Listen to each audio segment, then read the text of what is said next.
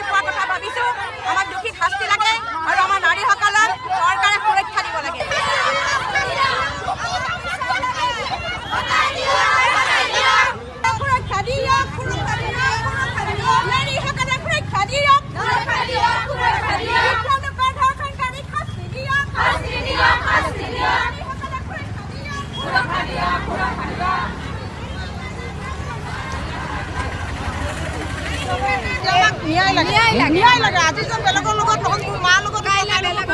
সকলো নাৰী আমাক সুৰক্ষা লাগে আমি পাব লাগে আমি পাব লাগে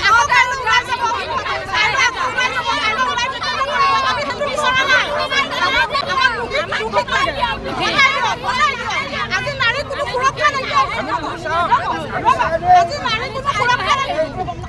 কোনো সুৰক্ষা নাইকিয়া হৈছে কিহৰ কাৰণে হৈছে এইবিলাক আপোনালোকে প্ৰশাসন অকণমান ষ্ট্ৰং হওক নহ'লে আমি এনেকৈ ওলাই ফুৰিবলৈ আজি আমাৰ পোৱালি আছে ছোৱালী আছে কেনেকৈ ঘূৰিব বাৰু আপোনালোকে নিজে এবাৰ ভাবি চাব আজি মাক যদি অকলে থাকিব নোৱাৰে কোনো প্ৰশাসন নাই লগত কোনো হেৰি নাই ওচৰ চুবুৰীয়া মানুহে কি কৰিব ড্ৰাগছ বন্ধ কৰিব ড্ৰাগছ বন্ধ কৰক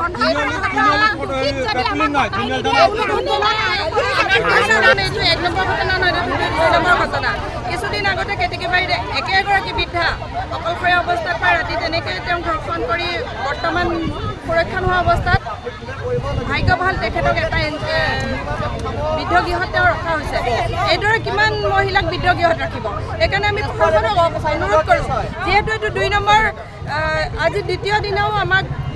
দুখীজনক 3 নম্বৰ দিনাও আমাক দুখীজনক আমাৰ সন্মুখত হাজিৰ কৰিব পৰা নাই প্ৰশাসনে ইমান লেহেম গতিত কিয় কাম কৰিছে আমি আজি মহিলাসকল একগোট হৈছোঁ যাতে দুখীক আমাৰ আগত গতাই নহয় অনতিপলমে কাৰেক্ট কৰি আমাৰ ৰাইজৰ আগত দেখাওক আৰু তেওঁৰ মুখখন দেখাওক যাতে এজন ব্যক্তিয়ে দ্বিতীয়বাৰ সেই কামটো কৰিব নোৱাৰে আমি চিনাক্ত হৈ থাকিম কাৰণ আমাৰ ল'ৰা ছোৱালী সদায় স্কুললৈ যায় আমি সদায় অকলশৰে কাৰণ আজিকালি মহিলা কোনো ঘৰত নাথাকে সকলোৱে কামৰ কাৰণে ওলাই যায় সকলোৱে নিজৰ ইনকম কাৰণে ঘৰে বাহিৰে ভিতৰত থাকিবলগীয়া আছে আমাৰ ছোৱালীসকলক আমি ঘৰত এৰিমনে টিউশ্যনত যাবলৈ আমাৰ ভয় লাগে স্কুলত থ'বলৈ আমাৰ ভয় লাগে